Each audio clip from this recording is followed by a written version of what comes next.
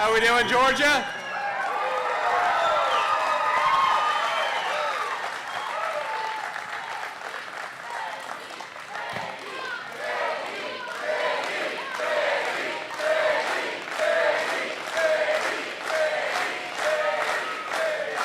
Thank you. Please, it's great to be in Peachtree City, and I gotta say, you guys have got a hell of a congressman. How much do we love Brian Jack here in the 3rd District of Georgia? Thank you, Brian. Now, we got a few other people I want to thank, of course, the great EPA Administrator Lee Zeldin. Lee, thank you so much. And proud Atlanta native Kelly Loeffler, thank you for all you're doing at the Small Business Administration. All right, you guys are lucky to have a great Trump-endorsed Lieutenant Governor Burt. Burt, good to see you, man. How we doing? Burt greeted me on the tarmac today. He had been on the tarmac, I think, for a few minutes because he was sweating bullets. And that hot Atlanta sun, I felt bad for him, but Burt, thank you. You're going to make a great governor for the state of Georgia, and we're with you every step of the way. Now, I understand we got a little preview. This is my idea. A little preview of the Senate race here in the great state of Georgia. How'd they do, ladies and gentlemen? Do good? Well, let me thank Coach Derek Dooley. Derek, thank you for being here.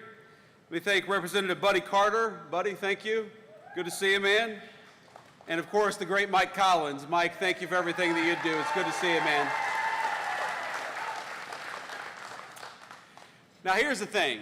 We're at a great American facility. I want to thank these great workers behind me. I feel bad for these guys because they got to stand up the whole time I'm talking. You guys get to take a seat, and boys, strap in because we're going to be up here for about 3 hours. You give a politician a microphone, and it's always tough. Boys and girls. We've got a few ladies back there, too. But here's the thing. This facility, this manufacturing plant represents what makes America great. Because the products that you build, the jobs created here, the ingenuity and the technology and the development and all the things that actually make America run are built right here at this incredible facility. So thank you to Alta, thank you to the workers, and thanks to the people who make this facility run. Now, I heard something before I went on, because there's this big refrigerator right behind me, right? And somebody told me it was 13 tons, is that right? That's a big refrigerator. Now, am I also right that a lot of the products that you guys make go into Chick-fil-A? Is that right?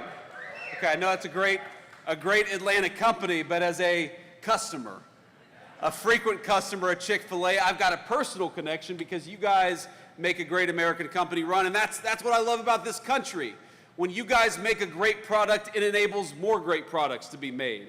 That creates more jobs for our people, that creates more American innovation, and it creates more prosperity for the American worker. And I'm here, of course, as a representative of the President of the United States that has done more for the prosperity of the American worker than any president in a generation. So can we give it up for President Donald J. Trump, because I know he's watching.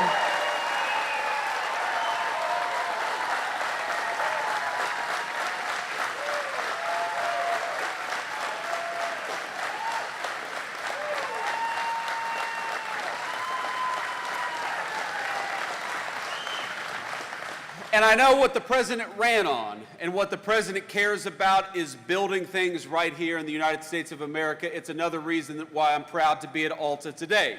Because for a generation in this country, we had American presidents and American political leaders, and let's be honest, folks, it wasn't just Democrats, it was Democrats and Republicans who would ship our jobs overseas, close our factory doors, and do not a damn thing for the American worker.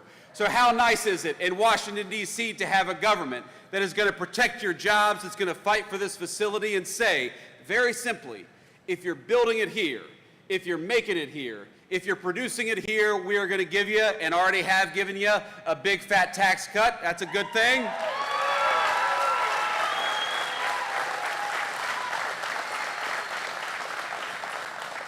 But if you make it overseas, if you try to do something with a foreign worker as opposed to an American worker, if you try to ship our great American jobs and great American factories overseas, then you are going to pay a big fat tariff before you bring that crap back into the United States of America.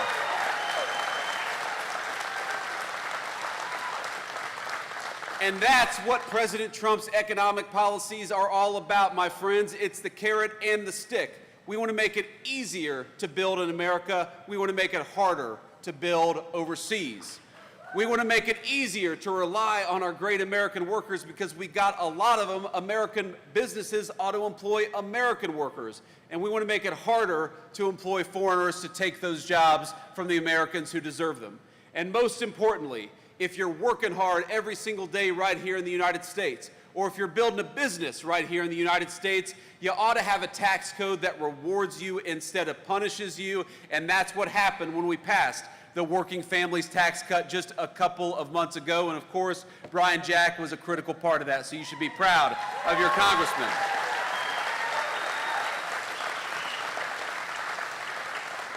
Now, what does this law mean for you? What this law means for you is that your take-home pay is going to go up over $10,000 over the next few years. What that means is that if you're working an hour of overtime, the federal government is going to keep its money the hell out of your pocket. Because if you're working hard, the government ought to leave you alone. Ain't that the truth?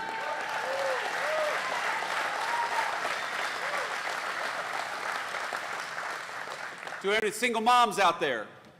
Any single dads, any people who work hard every single day? I had a single mom, and for a time my mom worked at a restaurant. She waited tables, like a lot of folks out there. And you know what we did in this new law? We said that if you're working hard and you're making your income via tips, we are not going to tax tips anymore because we want to give everybody out there that's working hard for those tips a little bit of relief. And that's what the Working Families Tax Cut did. No matter where you are in this country, if you're working hard and play by the rules, you ought to have a government that stands up for you instead of fights against you. That's why we increased the child tax credit in the Working Families Tax Cut. That's why we eliminated taxes on overtime and on tips. And that's why we had the biggest tax cut for families that this country has ever seen, because we believe that you ought to keep more of your hard-earned money, and we believe that if you're busting your rear end every single day, the government ought to make it easier for you and not harder for you, and that's why we fought for that legislation.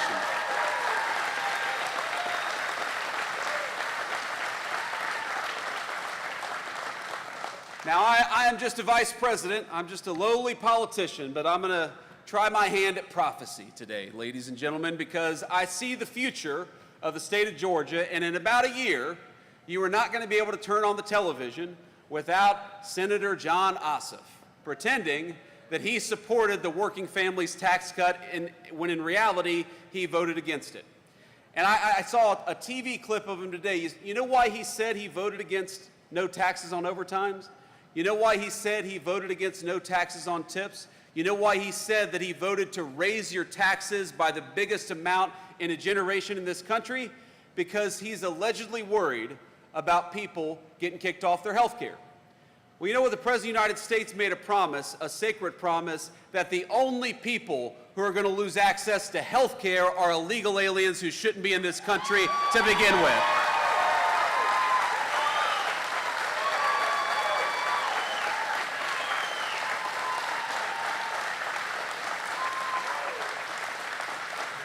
Because I happen to believe that Medicaid belongs to American workers and American families. I happen to believe that when you are struggling in this country, we're generous people, and we want to help you. But we want to help the people who have the legal right to be in the United States of America. So it's not about kicking people off of health care. It's about kicking illegal aliens the hell out of this country so that we can preserve health care for the American families who need it.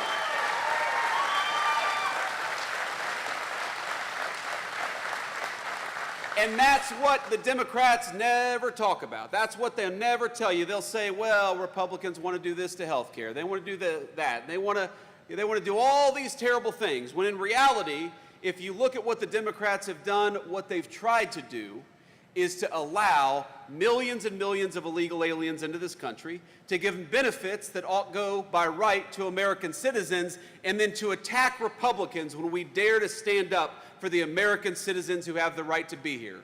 So when you watch those TV commercials in a year, and John Ossoff, I tell you, he's going to pretend to be a reasonable moderate. He's actually going to run TV advertisements, I promise you, because I ran against a guy like this in the state of Ohio, where he says that he supported President Trump's agenda. But in reality, while John Ossoff pretends to be a moderate when he comes to Atlanta, he is a far-left liberal in Washington, D.C., and that's the only place that it actually counts if you're a United States senator. So why don't we ask John Ossoff, why did you vote to raise taxes? Why did you vote to keep illegal aliens on Medicaid? Why did you vote to bankrupt Medicare? Why did you vote to make sure that people who work overtime and earn their income from tips pay as much to the federal government as possible? And the simple answer is because John Ossoff, whatever he pretends to be in his television commercials, he doesn't give a damn about the 3rd District, and he doesn't give a damn about the people of Georgia, but we do, and we're going to fight for you every single day.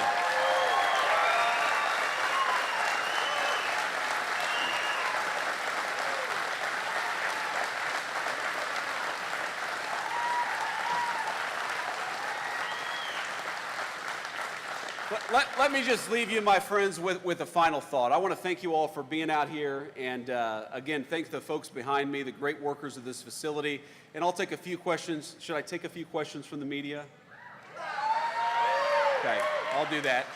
So we'll take a few questions from our great reporters, hopefully some local reporters back there, but I'm sure some national fake news as well. But, you know, I went to Union Station in Washington, D.C. yesterday. Anybody here ever been to Union Station? Okay. It's a beautiful, beautiful building, really a monument to American greatness. I was walking around, I was looking up at it, these beautiful high ceilings. It looks like something out of a fairy tale.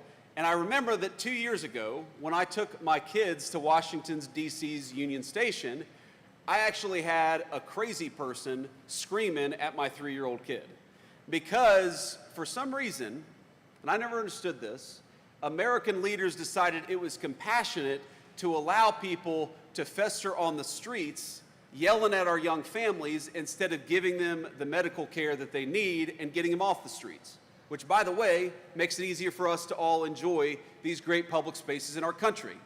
And I haven't been to Atlanta in a little while, at least now with the Secret Service detail. I haven't walked around Atlanta in a little while, but I bet that as great as Atlanta is, and as beautiful of an American city as it is, there are places in Atlanta where you wouldn't take your family today. Is that correct?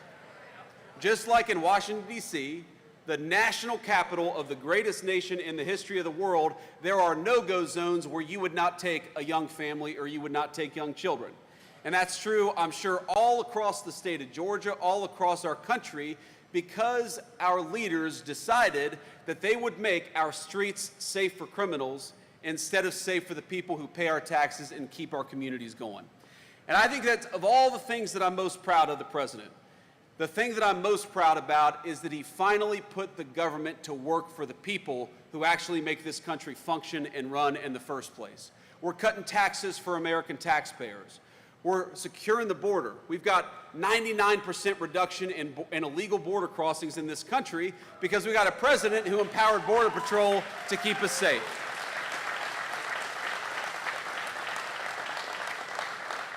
And we got a president who's standing with law enforcement to make it easier to clean up our streets, to make them safe for our young families. If you're a person, I don't care what your political party is, but if you're a family and you want to take your kid to a nice meal in downtown Atlanta, it's about a 40-minute drive, take your kid to a nice meal in downtown Atlanta, you ought to be able to without being harassed by a criminal.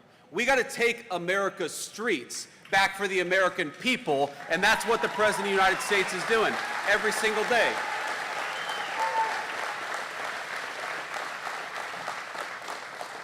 And as a person who grew up in a family where we often struggled with money, you know, it is never the rich people that lack public safety in this country. When we go to war against our cops, when we flood the border with illegal immigration, when we close down great American factories, it is the people the Bible calls the least of us that struggle the most and hurt the most. So I'm proud to be here as your vice president. I'm proud to be here as a representative of President Trump. Thank you. But I'm most proud that we have an administration that is making it easier, whether you're rich or poor, to walk down the street with a semblance of public safety. I'm most proud that we're fighting for the jobs of the people behind me and the jobs of every single working person in this country, and we're fighting to make sure that you pay low taxes instead of a bunch of garbage to the federal government. I'm proud that we serve an administration that cares more about American citizens and our public safety than giving Medicaid and Medicare to illegal aliens, which is what John Ossoff wants to do. In other words, I am proud that the kind of family that made me who I am finally has a representative and a fighter in Washington, D.C. I promise you, we'll keep on fighting for you every step of the way. God bless you, and thank you for having me. Thank you.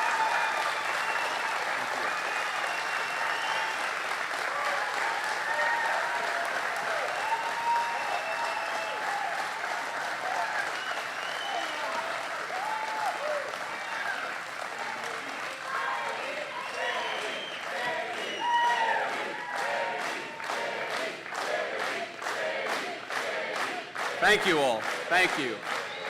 I don't think I'm going to get the same chant from the fake news media, do you? But we'll let them ask some questions anyway. Let's take a few questions back there from the rafters.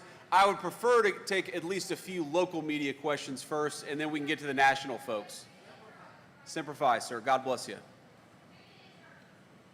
I think we have a microphone back there. If we could pass around. Sir, go ahead. Mr. Vice President, I'm Richard Elliott with WSB-TV here in Atlanta. You've heard the criticism from Democrats that making the Trump tax cuts permanent comes at a cost to Medicare, SNAP benefits, and other things like that. How would you answer some of those criticisms by the Democrats? Yeah, well, I appreciate that question. Look, there are a couple of responses to that criticism. First of all, the only people that we say should not get free government health care benefits are illegal aliens and those who refuse to try to even look for a job.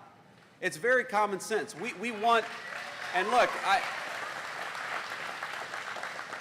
we are going to bankrupt this country if we keep on giving the people's benefits, the people's Medicare, Medicaid, and Social Security benefits to illegal aliens who have no legal right to be in this country and never paid into the system to begin with. That is never the design of those programs, is to give them to every person all over the world. They ought by right to belong to the American citizens who paid into those programs to begin with. And that's what we're fighting to make sure happens.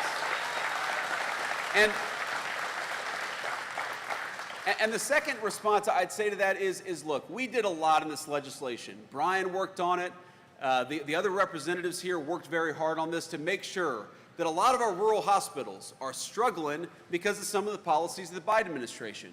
So what we did is we put a lot of resources and a lot of changes in regulations to make it possible for our rural hospitals to stay open despite what the Biden administration did to them for 4 years. So our policy is very simple.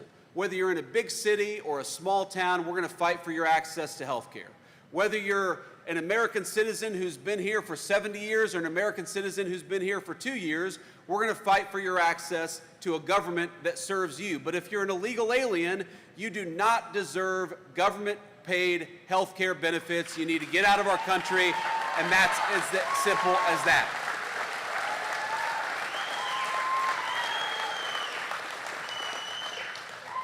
Next question. Mr. Vice President, Greg Bluestein with the Atlanta Journal-Constitution. Thanks for being here. I have a follow-up to Richard's great question on those health care funding cuts. There are Georgia Republican leaders who are legitimately concerned that more than 100,000 people could be knocked off the Medicaid rolls, not just people who are here undocumented or illegally, but people who are working class, who are struggling to get their health care. What message do you have for state Republican leaders on what they should do to reconcile those issues? Well, the first thing I'd say is the state Republican leaders and frankly state Democratic leaders, if you're worried about American citizens losing access to health care, the Trump administration always has an open door policy. And we worked with a number of our colleagues, Democrats and Republicans, at the federal legislature, but also at the state level, to make it possible to ensure that American citizens have access to the medical benefits that they need. It's as simple as that. So you're always going to have an open door.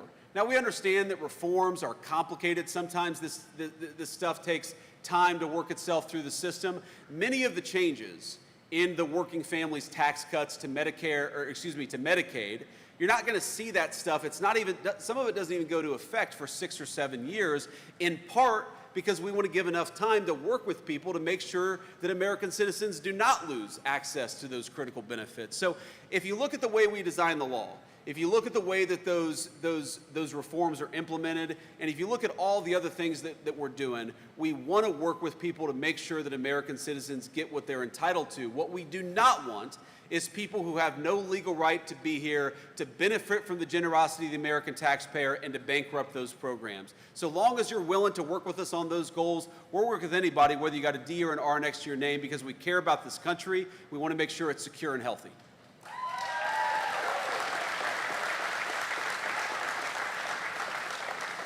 Next question. We had a couple hands back here, but okay, we got a school back there. We do. Okay, well, let's get them a microphone. My name is Virgil Garrett. Thank you, Mr. Vice President. Of course, thank you. I'm here with the Central Educational Center, CCS-TV. The CEC is a college and career academy focused on training high school students to enter technical and trade industries. Can you tell us how the big, beautiful bill will impact us and our prospective jobs? And also, how is the administration focusing on schools like ours? So tell me, is it, you say your name was Virgil? Virgil, tell me a little bit more about your school. So, Central Educational Center, we have classes focusing on trade and other industries. We have audio, video, aviation, cosmetology, dentistry, and students have Got the it. option. Yeah. Okay, thank you. He asked me, Virgil, you asked me to comment on the school. I figured I should learn a little bit about it. I should learn a little bit about it before I commented on it, but I appreciate the clarification there. I mean, our proposal and our principle in the Trump administration is quite simple. We want Americans to be able to pursue their American dream. Whether that means going to a trade school or going to a 4-year education, going to the military, we want to give you as many options as possible. And what happened for a long time in this country is that you had both parties, both sets of leaders saying, no, no, no, no. The only pathway that we're going to fund, the only pathway we're going to help you with is if you want to get a 4-year degree. If you want to get a 4-year degree, great. But if you want to be a plumber or an electrician or a pipe fitter, your government ought to fight for you too. And that's exactly what we want to make happen.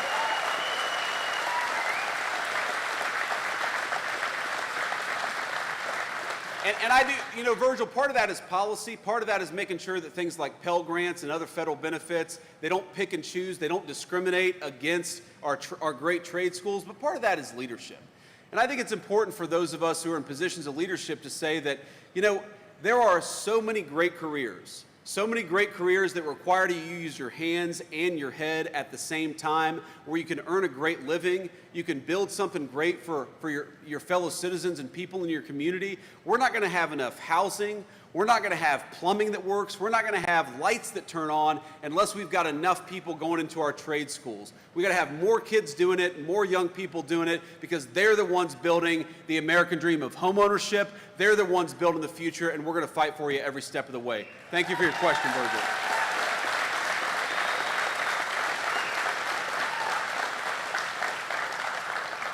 And let's do a few more questions here, and then I'm going to have to hit the road. Sir. Where have we got a microphone? Vice President, Raul Bally, WABE Radio here in Atlanta. Wanted to ask you about something, your final topic on safety. Do you see the administration putting soldiers in the city of Atlanta? Well, look, what we've done is we have focused on Washington, D.C. because it's a federal city under our jurisdiction, but we certainly hope that whether it's Atlanta or anywhere else, people are going to look around and say, we don't have to live like this. It turns out if you just go and arrest the bad guys, you can have cities and streets that are safe again. And we hope that people see what we're doing in Washington, D.C. and follow our example all across the country. I'm a big fan. Look, I grew up in a small town. I love our beautiful countryside and our rural areas, but I love our big cities too. And I want you to be able to go shopping or go and get a nice meal with your family without the fear that you're going to get mugged, or even worse, because you had the audacity to take your family out for a day in one of our great American cities. We don't have to live like this. All we need is politicians who actually care more about public safety for American citizens than they do for violent criminals. In Washington, D.C., in 10 days of what Donald Trump has done in Washington, D.C., did you know armed robberies are down 55% in our nation's capital? It's amazing.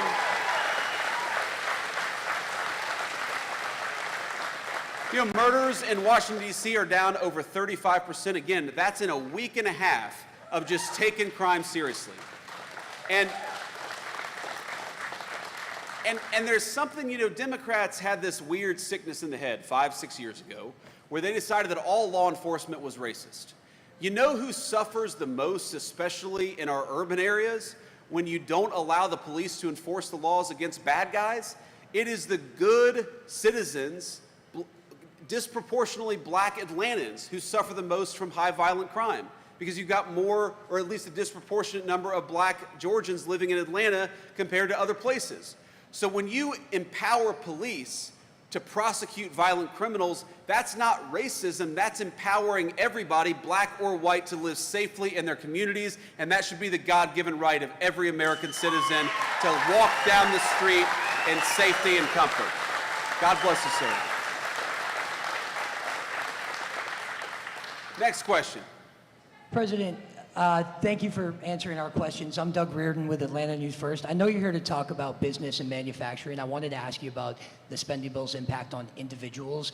There was a nonpartisan Congressional Budget Office report that came out last week showing that the bottom 10%, the poorest Americans, would lose about $1,200 a year on their income, while the top 10%, they would add about $13,000 annually to their income. Can you justify for those poorest Americans those differences? Well, first of all, the Congressional Budget Office, sometimes they put out reports that are absolutely atrocious, and I think this is a good example of a very atrocious report. The most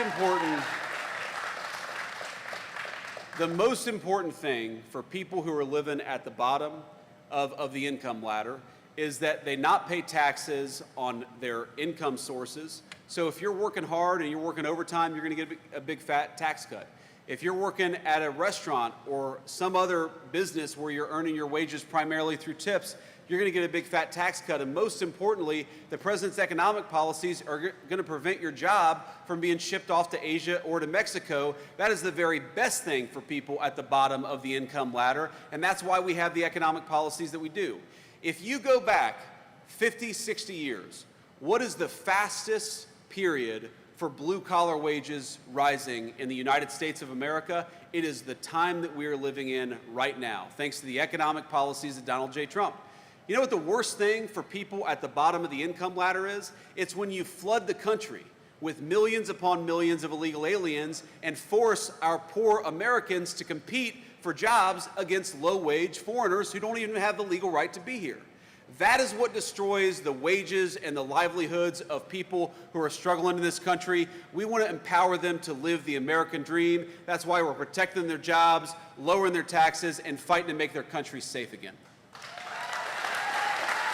And I'll do one more question.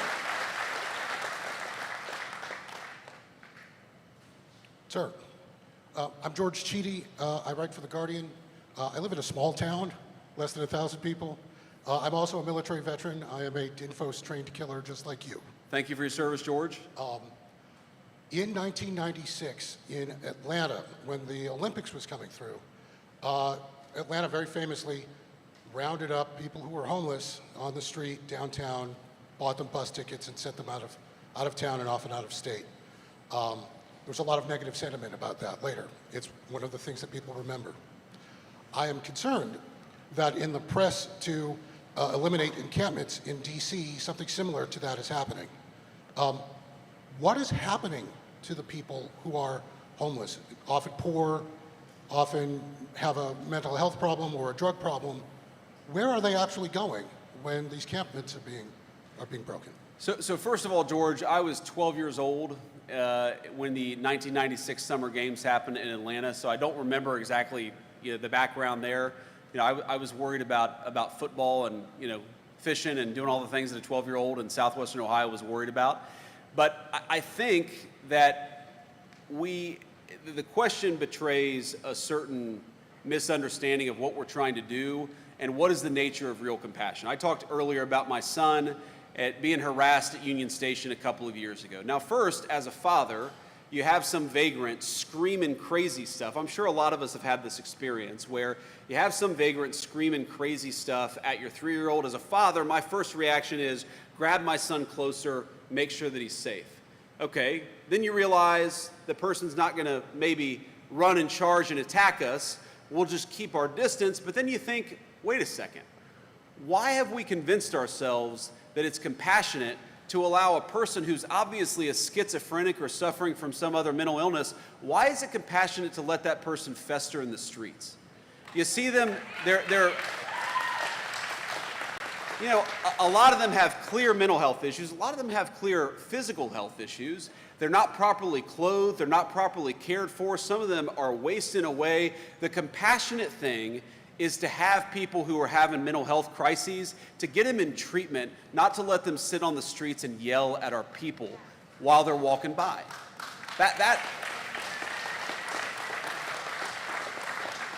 And so the president actually signed an executive order to make it easier for some of these people to get access to mental health treatment. And I don't know for the life of me what happened in this country where we decided that the compassionate thing was to let somebody fester on the streets instead of get the treatment that they need.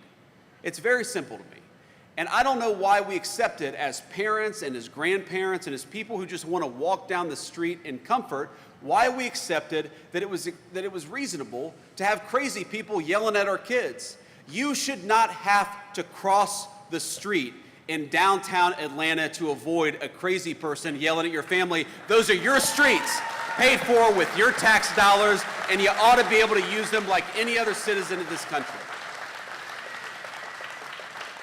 So let me close. I know I said that was the last question, so let me just close with this thought. You know, there are a number of things I could say about President Trump's leadership and a number of things I could say about what we're trying to accomplish in the Trump administration. Put very simply, we're trying to make America great for Americans again. When you hear that phrase, make America great, we want you as a taxpayer, as a worker, as a business owner, we want you to be able to enjoy the incredible benefits and bounty of the United States of America. This country was built by your grandparents, by your parents, by your forebears. You ought to have the right to live a good life in this country that wouldn't even exist were it not for the hard work of so many generations who came before us. They didn't put in that work. They didn't build this great country. They didn't carve the greatest civilization in the history of the world out of a wilderness so that their ancestors and their descendants could see it fall into disrepair.